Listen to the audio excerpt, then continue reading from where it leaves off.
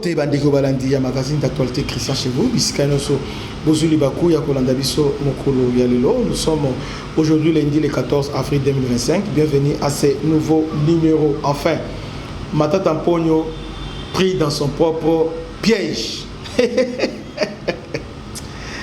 Ah, je suis innocent. Je suis innocent. Matata Mpogno pris dans son propre piège. Finalement, la Cour constitutionnelle a entamé l'examen. L'examen de l'affaire Matata Mpogno devant la Cour constitutionnelle. La Cour s'est déclarée compétente. Les avocats de Matata, d'entrée de jeu, ils ont demandé à la Cour de se déclarer incompétente.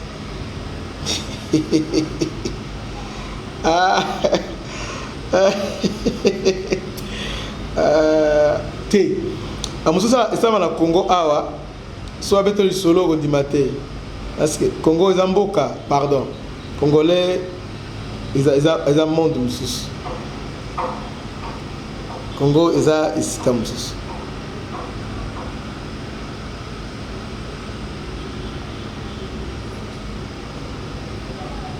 En fait, on a entamé aujourd'hui l'examen des fonds. Il y a dossier, il y a Bukanga Lonzo. Mais avant ça, on va là.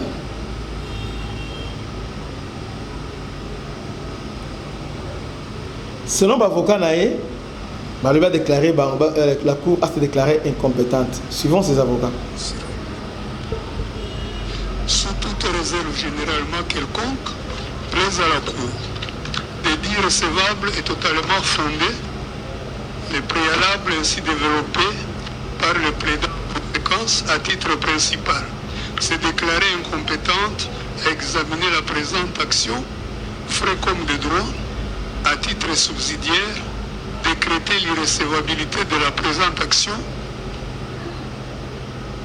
frais comme de droit, et ce sera justice. Je dis et je vous remercie. La Cour vous remercie. Merci.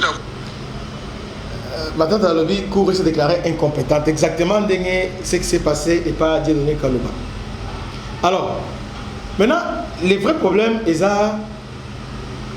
la Cour est compétente, bien la Cour n'est pas compétente. Le problème est est-ce que Matata a volé, oui ou non? Il a détourné. Parce que Matata, le problème, les amis, Matata, c'est un vrai. Hein? Je peux dire escroc, voleur, je ne sais pas. Parce que, comment un homme, à cause de la dégâts, Yaboui, au lieu de la kimieté, mais il parle beaucoup. Il parle trop. Matata Lobby, je suis venu rentrer dans mon pays, j'ai fait confiance à la justice. Selon lui, la justice, il a le Sénat. Il a commencé au Sénat.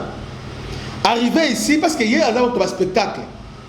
Quand il est revenu, alors oui, Sénat va livrer été. Sénat livré. AT. Et comme il y a un personnel entraîneur na Lukwebo. Bati Lukwebo ote. Bati Lukwebo a jaloux naye et patati patata. Mais pourtant, Bati est ministre naye. Il y a l'économie, il y a Matata Mpogno. Après la justice, au lieu d'assemblée, on a cours, aux compétentes, tout ça, il y a, dans la justice, il y a les questions de fond et les questions de forme. Question en fond, c'est-à-dire, il y a détournement. Aïe, comment il a détourné. Question en forme, c'est-à-dire que procédure. Maintenant, Matata, lui, a tellement la procédure. Quand la Cour dit qu'elle est incompétente, elle va avoir procédure. Mais dans le fond, jusque-là, on n'a pas touché les fonds. Mais les lots, bazouillé, babouillé. Yoka skol na débit kaka, yoka Matata Mpogno ndenge azo se défendre. D'abord, quand on va déclarer, Cour se déclarer compétente, nous identifier, aller directement à quoi paniquer. Suivant Matata Ponyo. La violation massive, flagrante de la Constitution. Si j'interviens, c'est parce que la justice, elle est rendue au nom du peuple. Et ce même peuple, ayant suivi ma dernière intervention, à la suite de l'avant-dernière séance, a souhaité, au nom du peuple dont je suis élu, que je reprenne quelques éléments des violations massives de la Constitution dont vous êtes le principal protecteur. Le deuxième point, honorable président, estimé membre de la Cour, concernera le caractère politique de ce procès. Cela fait 4 ans, mois pour mois, c'est en avril 2021.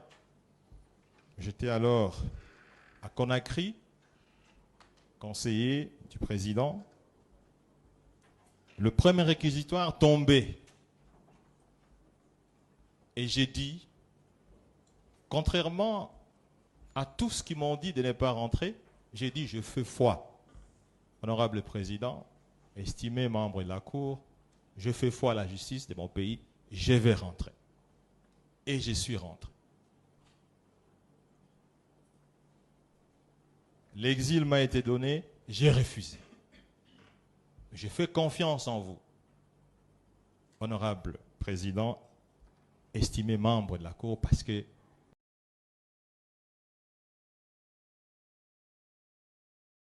la mission, c'est de rendre la justice. La violation massive de la Constitution, premier point.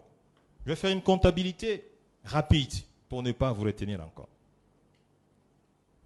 Le procureur général, près la Cour constitutionnelle, pour lancer le processus en avril 2021, demande au Congrès la levée des immunités du sénateur Matata Ponyo Mapon qui est devant vous. L'Assemblée nationale, le Sénat sont choqués de voir un habitué de la loi faire honneur à un ancien Premier ministre pour que son dossier soit examiné au Congrès. Pour le Parlement congolais, il n'y a que le président en fonction et le Premier ministre en fonction qui ont ce privilège de voir leur dossier être traité par le Congrès. La réponse sera adressée au procureur général près la Cour constitutionnelle, Jean-Paul Mokolo Konkesha, qui s'excusera auprès du président de l'Assemblée nationale et du président du Sénat pour avoir commis une erreur professionnelle par inadvertance. Première violation de la Constitution. Deuxième violation de la Constitution. Le procureur général près la Cour constitutionnelle, obstiné absolument à pouvoir poursuivre en justice M. Matata, écrit au président du Sénat pour demander la levée des immunités du sénateur Matata Ponyo Mapon devant vous. Le débat se fait en plénière. Il est démontré que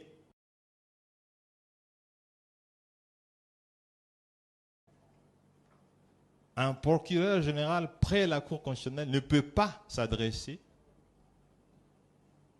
au président du Sénat. La Constitution ne le permet pas, la procédure ne le permet pas, et l'objet même de cette demande ne le permet pas. La plénière du Sénat rejettera cette requête du procureur général près la Cour constitutionnelle. Je vois dans votre composition un ancien sénateur, juriste professionnel, qui était dans la salle et qui sait que cette requête a été rejetée. Deuxième violation de la Constitution. Troisième violation de la Constitution. Honorable Président, estimé membre de la Cour constitutionnelle, le président du Sénat, Modeste Bahati Lukwebo, dira qu'est-ce que nous allons faire, parce que c'est un dossier politique que nous devons à tout prix rendre M. Matata. Acceptons, quoi qu'il en coûte, cette requête du procureur général près la Cour constitutionnelle. Ainsi, honorable président, estimé membre de la Cour, cette requête sera examinée en violation de la Constitution. Troisième violation de la Constitution. En dépit de cela, honorable président, le Sénat... Bolandi, une histoire qui n'a ni tête ni quai. Bazongi Lissus. Lui pensait que le Sénat national avait été Zalakini. La Cour a renvoyé l'affaire jusqu'au 23 avril. L'État, parce que défense naïe, il y a qui n'a esprit, il y a déclaré, la Cour va déclarer incompétente. Alors, on attend ce qu'on a retiré le dossier pour qu'on se défende. L'affaire Karanos a été renvoyée au 23 avril prochain pour l'instruction. Donc, comme il a entendu l'instruction. Cette décision permet aux parties prenantes de préparer leurs arguments et de poursuivre l'examen de l'affaire devant la Cour constitutionnelle qui a rejeté la demande. De l'ancien Premier ministre, Matata Ponyo, de se déclarer incompétent et de déclarer irrecevabilité de l'action du ministère public. L'affaire implique Matata Ponyo accusé de détournement présumé des fonds publics dans le cadre des projets agroalimentaires de Bukanga Lonzo. Donc, au président Ekoliayi. Oyo Iliyi. Yokasko Abano se victimiser. J'ai l'impression qu'on veut une personne. Et c'est dommage, Matata Ponyo. Maintenant, la partie la plus importante a été l'échange entre Yéna et le président de la Cour constitutionnelle. Suivons cette image. Donc, ce contrat se négociait. Vous était-il arrivé d'entrer en contact physique ou épistolaire avec le prévenu Grobler? C'est, honorable président, je suis très gêné d'être devant vous sur ces dossiers. Parce que, sincèrement, j'ai l'impression que on en veut à une personne. C'est quand même dommage. Nous sommes à la plus haute cour de ce pays. Oui, je suis très désolé de vous le dire parce que vous me posez cette question-là comme si le Premier ministre d'un pays s'occupe de la gestion. Non. Les personnes qui ont signé les contrats avec African Commodities ne sont pas ici. Le ministre de l'Agriculture n'est pas là. Le ministre des Finances n'est pas là. Le ministre de l'Industrie n'est pas là. Le ministre du Portefeuille. En ce moment-là, il y avait un ministre délégué auprès du Premier ministre. Mais le ministre délégué, monsieur l'honorable président, si vous le citez, vous voulez encore une fois démontrer les juges partis, le ministre des Finances délégué. Mais il était dans ces dossiers, accusé. Aujourd'hui, parce qu'il est membre de l'Union sacrée, il n'est plus là. Pourquoi est-ce que vous le citez? Voilà des personnes qui pouvaient répondre à ce type de questions. Le Premier ministre, honorable président. Écoutez, on vous a dit ici que l'instruction commence. Honorable président. C'est par l'instruction. Non, écoutez, quand la Cour parle, vous écoutez quand même. Voilà. C'est par l'instruction. Nous sommes saisis par une réquisition, une requête aux fins de fixation du ministère public. Mais c'est l'instruction qui va permettre à la Cour de connaître comment les articulations étaient faites. Mais quand vous ne voulez pas que nous puissions avancer dans l'instruction, la Cour au pénal, elle est libre. Voilà. Il y a eu 3 prévenus qui ont été présentés, mais c'est dans l'instruction de la cause que la Cour cherchera à avoir sa propre lumière. C'est dans l'instruction, pas dans la requête aux fins de fixation. C'est connu. Et c'est pourquoi nous avions voulu avancer, commencer l'instruction. C'est l'instruction qui va nous faire voir, parce que tous ceux qui ont été entendus à tous les niveaux de procédure, commençant par l'instruction préjudicielle, tous les PV sont là. Donc la Cour est libre d'appeler quiconque a contribué tant soit peu à cela. Honorable Président. Non, en fait, la Cour ne vous a plus donné la parole. La Cour a repris la parole. Vous allez parler si la Cour vous donne la parole. Apparemment, en fait, non, écoutez. On a chanté que le peuple veut. Mais apparemment, nous nous rendons compte que il y a une ligne qu'on avait déjà posée pour que la Cour ne traverse pas. Je ne sais pas en quoi est-ce que ça peut gêner de commencer une instruction judiciaire. En quoi? Bon, la vidéo, on a donc escalade verbale avec le président de la Cour constitutionnelle. Maintenant, c'est vraiment un élément. C'est pourquoi dans la vie, le vrai escroc, ce sont les intellectuels. Mato Bayebi. Oh Bayebi. Pourquoi il a peur qui est Bakota dans le fond? Parce qu'Ayebi qui a commis ma vivante. Ce qui est vrai, Matata déjà, il risque déjà 20 ans, 15 ans, 13 ans de prison. Bon, on est au Congo, hein? On est au Congo, on a condamné après 2 mois. Les rebelles ont réclamé Matata parce que ça, on va aussi l'inscrire dans le calendrier, dans le cahier de charge, dans le libération Matata.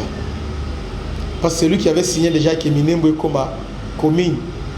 Donc, on va redevable le panaï. Donc, ils vont toujours ils vont l'inscrire aussi dans le cahier de charge, dans la réclamation, dans la libération Matata. Donc, Matata a donc risqué prison ferme, 13 à 15 ans. Et l'autre, on va éviter Yangwane Komi. Il ne voulait pas qu'il y ait contre l'enfant. Maintenant, nous y sommes. Les tribunaux ont déjà examiné question de fond. Donc c'est fini. On s'en sortir parce qu'il est coupable n'a grief et belé. Et il semble que le procès à la télévision, le rôle à Vital Caméra, le président national, tout le temps, pour comprendre ce qui va se passer. Que vous venez, c'était votre humble serviteur, le bishop Christian. À la prochaine. Ciao.